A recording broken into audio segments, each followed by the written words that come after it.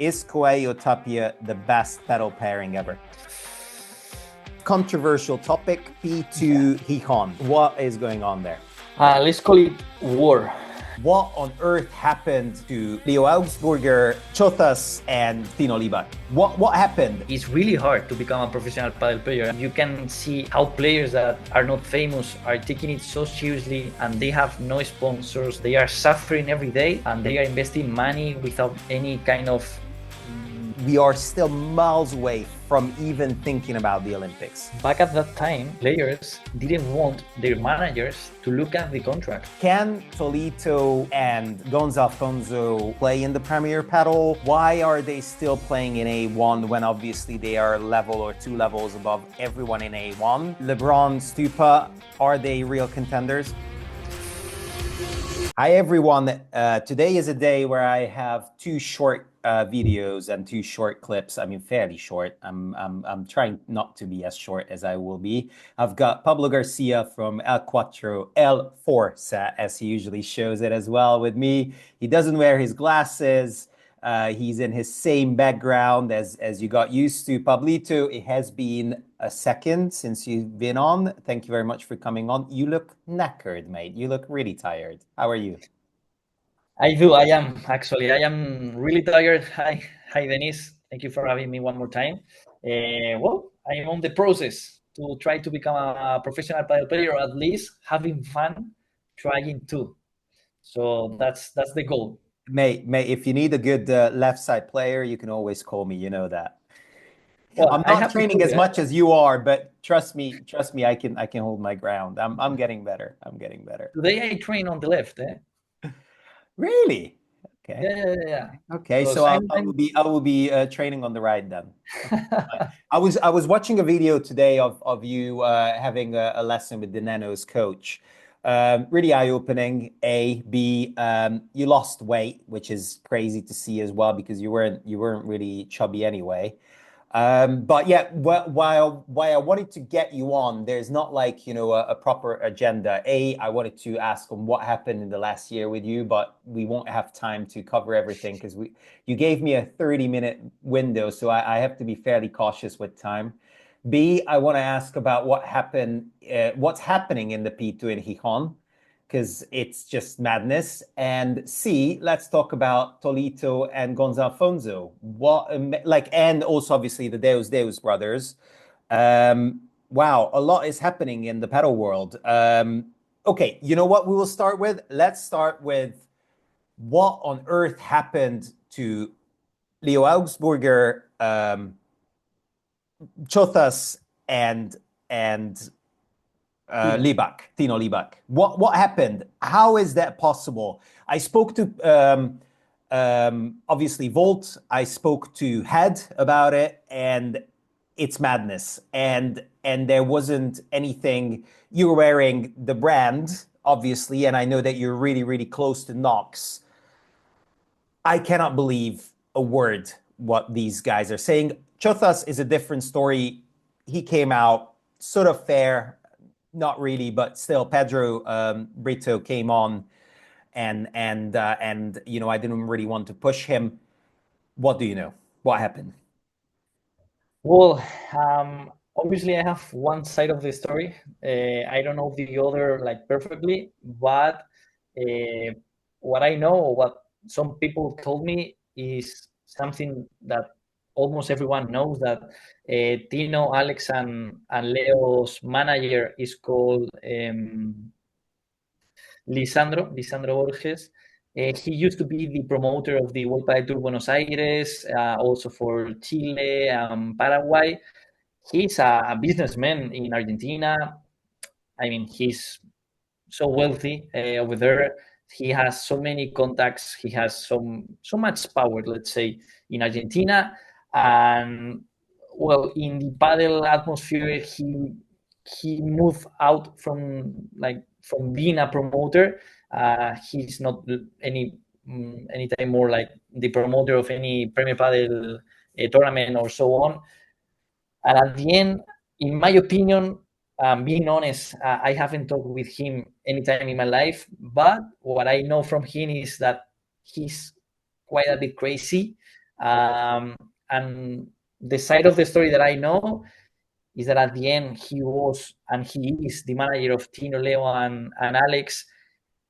And if I'm not wrong, his contract with them expired last year, so he wanted to sign a new deal with some brands in order to get the commission before the contract ends.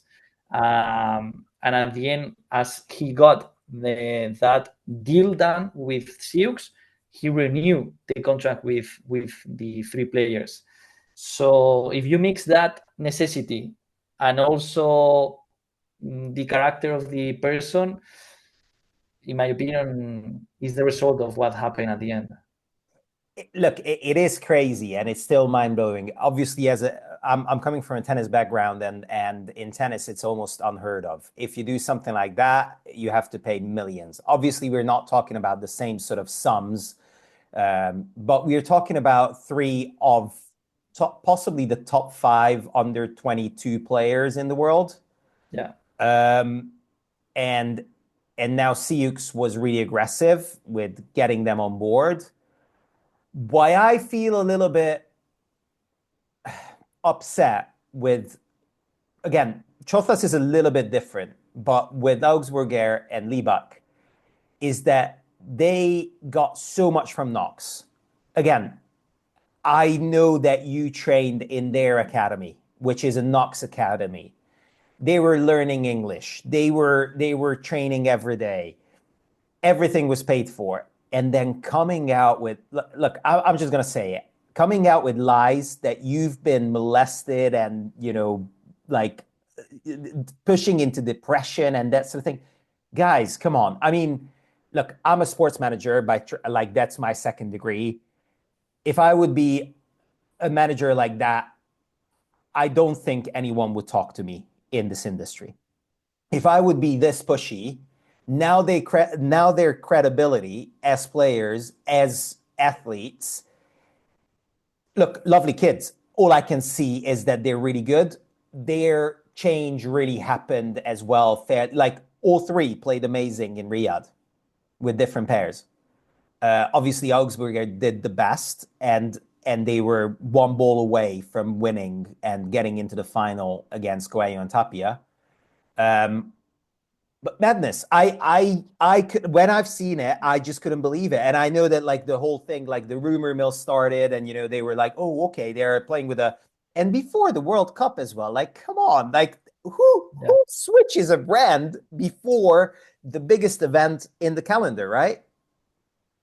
And actually, one funny thing is that Leo started to play in the World Cup. Well, started to train in the World Cup with a Siux model that he felt it was not to him, like it was so soft, and he changed during the training. So obviously they were not used to those rackets, and that could be a problem that at the end it wasn't. But I mean, it's not the best timing, obviously. Wow. Look, I think it's great that you told what you've heard, and I think it is an absolutely ridiculous way of quitting a brand. And again, I feel like Chozas was a little bit different. His message was absolutely fine. I know Pedro. Look, Volt dealt with it. Let's put it that way. They are focusing more on Portuguese players. Obviously, they have Jess Castello, so they moved on. But yeah, it is a tough one. So yeah, okay. Next controversial topic: P2 Gijon. What is going on there? Let's call it war. I mean, because the players are not happy with the FIP and also with Premier, and they got into a point that they say, guys, it's now or never. Let's say no to play on Gijon. Let's see what happens on Cancun, because the deadline for the registration closes this Friday, the 28th. But Cancun is a P2 as well, isn't it? Cancun is a P2, yeah. Yeah. So they are not forced to play P2 tournaments. The ranking nowadays, and this is one of the things that players want to change, is that your best 22 tournaments counts for your ranking. In the ATP in tennis, I think it's 18 tournaments. Yeah, definitely lower. Definitely lower. I think all 4 majors or Grand Slams. Yeah, for sure. And I think 8 of the 12 masters or how many masters there are. So definitely a lower number. And I don't even think you have to play 250s.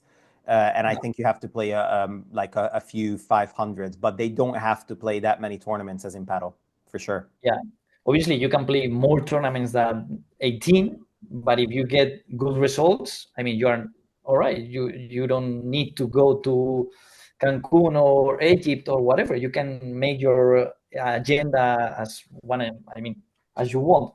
So that's one of the key points that the players wants to change, how many tournaments count for the ranking. Also, and this is, in my opinion, really crazy because the FIB changed this year. Once some tournaments have already been played, the point system. You heard about that? I mean, because I think there were 3 or 4 tournaments at the beginning of the year played on Australia, and then the FIB changed how many points you get playing on those kind of tournaments. So it makes no sense. I mean, if you want to do that, first ask the players and see if they are agree or not, and if they are, all right, do it before the season starts in order to get all the tournaments valued the same.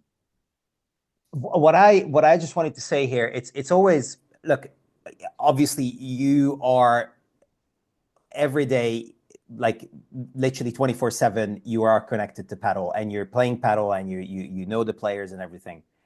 Obviously, let's say 12 per 7 for me, almost half of my everydays are the same.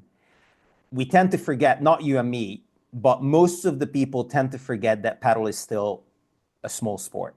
And these decisions do tend to go and sort of approve that point which I'm making, which I think is hideous. I think, until these things are sorted, we cannot even think about the Olympics until these things happen. And look, boycotting is a thing, which I don't mind. I really don't mind. I don't think prize money is enough, but in another way, to be fair, the top 20, 30 players are earning good money. So it's not necessarily from prize money, but paddle in Spain and paddle in Argentina and in Mexico, and now Portugal, now France, now Italy, it is a major sport. It's one of the big sports. People talk about it. People play it. They have over 3,000-4,000 courts at least, if not more. And I think until these issues are sorted, we are still miles away from even thinking about the Olympics. And that's what I'm saying, that you do realize it, as obviously as living and breathing paddle. I do realize it because that's what I'm doing on a day-to-day basis. But yeah, I do somewhat agree with the players, but changing the rankings mid-season, I mean, that's just dodgy. Yeah, but I mean, you can see the story from both sides because at the same time, players signed the contract with Premier Padel back in 2022, and they knew in that time that in Premier Padel company, let's call it that way, the vice president is Luigi Carraro, that is the president of the International Padel Federation. So players knew that and signed that contract with Luigi being in both sides of the story. So now they are complaining about that, obviously, because I mean, if you wanna have Premier Padel being independent and the FIB trying to rule the ecosystem of Padel and trying to be independent of Premier Padel and secure that Premier Padel works well, blah blah blah. I mean, you need some independence there. But if the guy who is the manager of one is also the manager of the other, I mean, it's impossible. So players, obviously, they have some of the fault I mean, they are responsible of this situation somehow. What I can say is that I don't necessarily think it's the players, because look, the players compete, they train, they eat, and they relax, and that's what they do. They shouldn't be businessmen, right? So that's where these things shouldn't happen, as what happened with the three Argentinians, which we just spoke about. If there would be professional managers in this thing, not in a million years would they sign a contract where the same president is the owner of the whole tour, what they're playing, and what they actually buys their coaches, buys their, I wanted to say gear, but obviously they don't have to pay for their gear, but buys their plane tickets and so forth and so on. So it is, as you say, it is madness. It really is. Like it's hard for me to even comprehend on, yes, they sign a contract, but I know why they sign a contract. They don't know better, right? And there's not one person who actually says to them, guys, can you look in this contract for me, or that sort of thing. But Dennis, back at that time, players didn't want their managers to look at the contract. Yeah. Yeah. So players wanted to be like independent and feel like, all right, we can do this without help. And on the Professional Padel Association, the PPA, they had and they have a lawyer that they were like giving them advice and so on. But you never know what kind of willings have that lawyer and the real intention of the lawyer. And I mean, it's a chaos.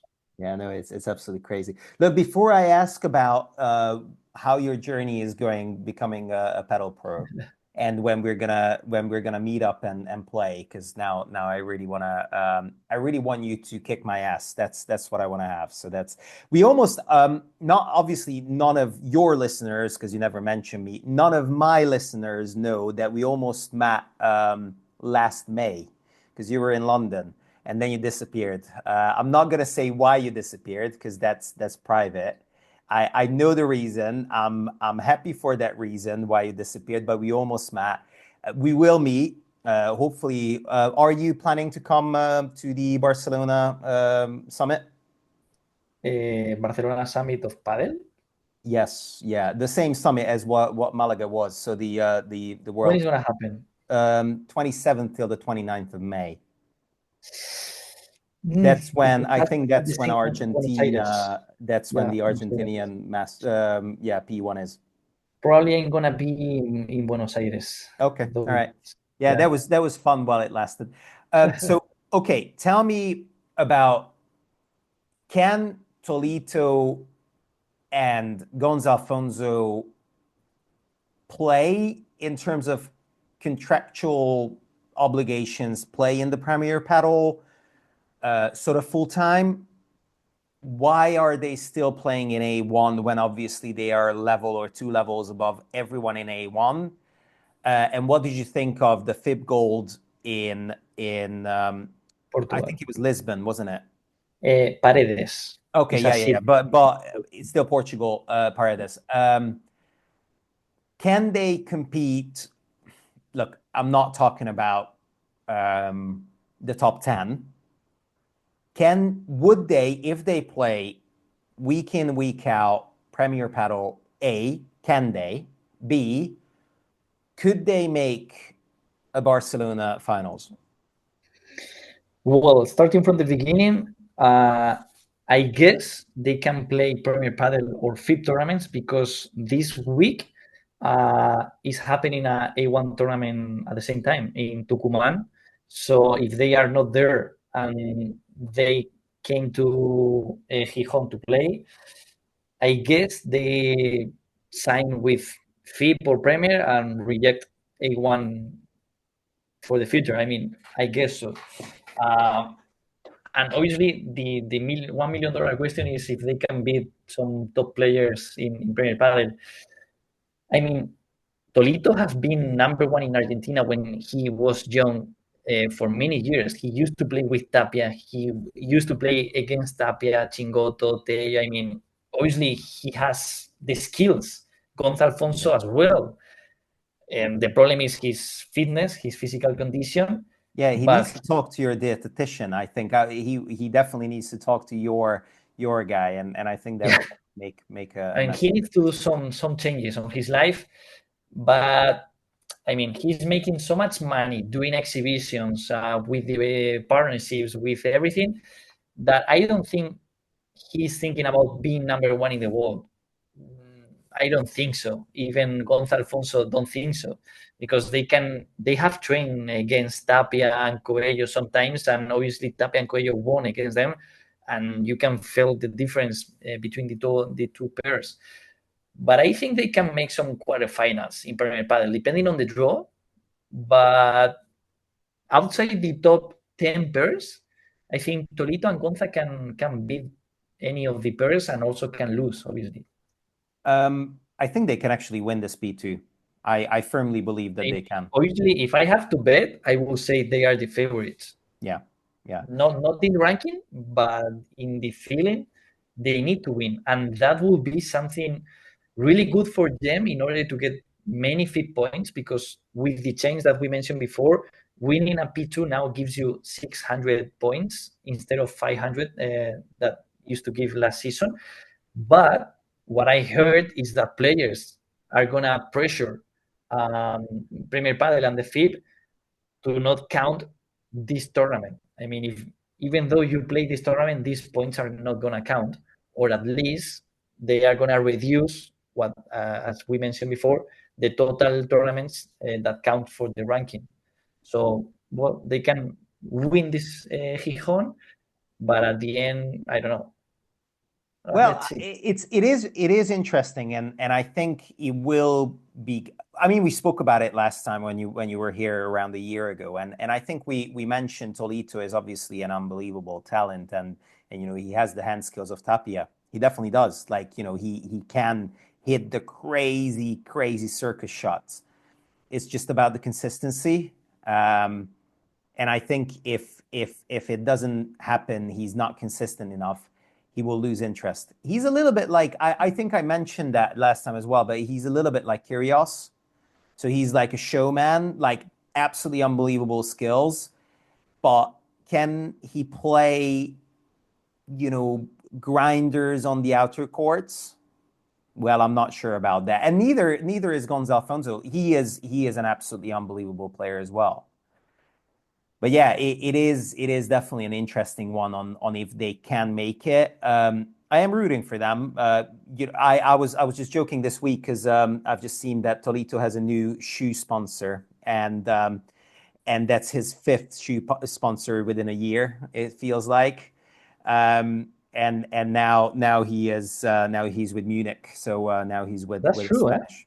Sorry? Not so many people pay attention to that, but it's true because you know that I'm pretty good on that. So yeah, I mean I used to do that when I was playing tennis. Now I know everyone who plays with what in paddle as well. So that's how it is. But thank you. I appreciate it. Tolito signed with Homa some months ago. Now with Munich, and he used also he was with Salming before that.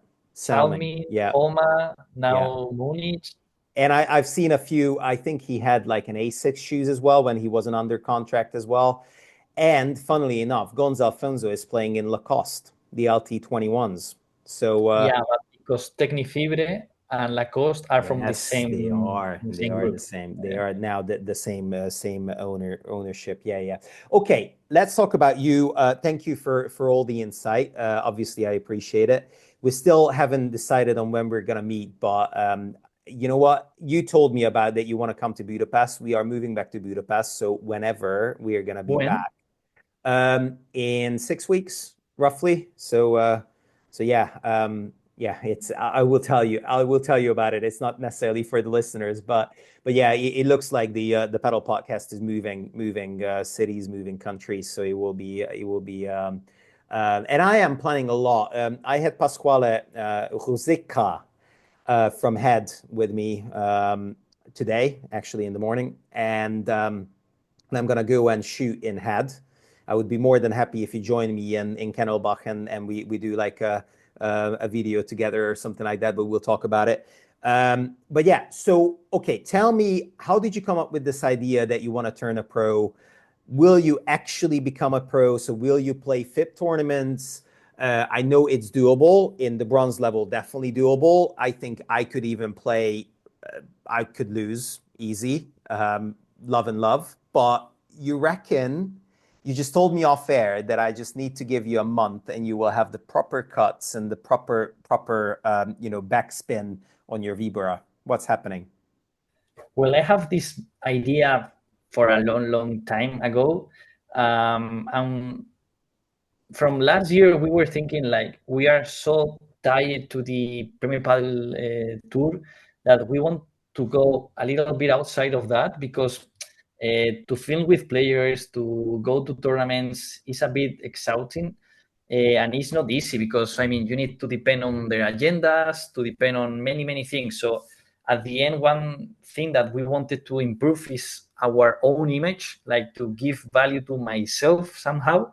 And I mean, last year we did a pilot series that was the training series in the NFA, in the Knox Future Academy with Tapia. That series got so many views, and the people, the audience respond so well that, I mean, we have it. We had it. We had it clear that why not? Why not, instead of doing just 5 days, why not to do it the whole year? So we call it Wings to Pro because Red Bull is behind of that. I mean, we are going to Austria to train there. We are going to do some curious things with them. And at the end, we started taking it chill, like taking it easy. But since 2 weeks ago, I started training with a coach that I cannot tell you right now because we are going to do an episode of that. Like training every day, not just paddle, but also the physical condition. I'm so tired because of that. But obviously, I'm not going to become a professional paddle player because I don't have the skills.